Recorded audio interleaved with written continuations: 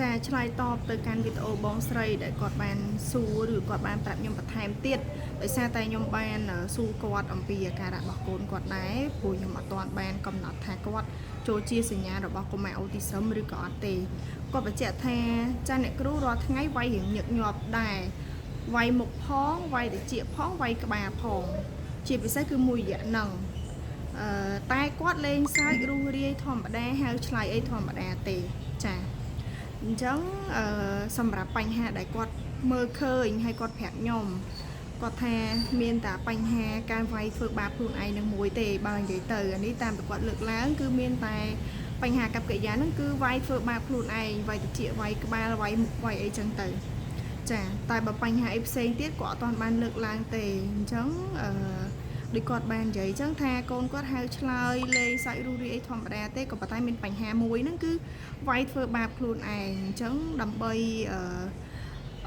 សម្រាប់ឲ្យបងកាន់តែបានយល់ជាក់ពីអូនច្បាស់ដែរអញ្ចឹងតើតោងនឹងការវាយធ្វើបាបខ្លួនឯងដោយអត់មានមូលហេតុឬក៏នៅសុកគាត់វាយធ្វើបាបខ្លួនឯងភ្លាមចាឧទាហរណ៍អង្គុយអញ្ចឹងគាត់វាយអីចឹងទៅពេលខ្លះគាត់ខឹងអីដល់អត់មានយើងអត់ដឹងរឿងអីចឹងទៅចាអាហ្នឹងគឺអាចនិយាយបានថាគាត់ក៏ចូលជាលក្ខណៈរបស់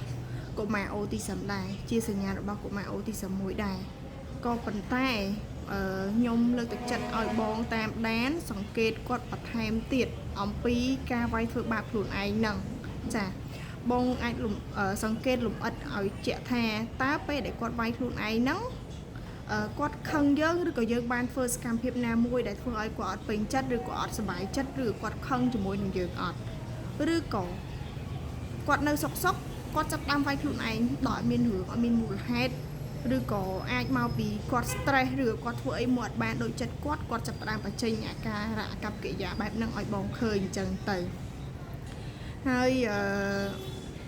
តើអារម្មណ៍របស់គាត់ឆេវឆាវខ្លាំងអត់ឆាប់ខឹងឆាប់មូម៉ៅអីអត់ហើយប្រែប្រួលលឿនអត់ខ្ញុំឧទាហរណ៍ថាគាត់សប្បាយរីករាយព្រោះយើងមិនផ្លែចឹងទៅសត្វតែគាត់មានអារម្មណ៍មូម៉ៅឆេវឆាវមកមួយទៀតហើយឬក៏នៅភ្លាមគាត់ទៅជាវាយធ្វើបាប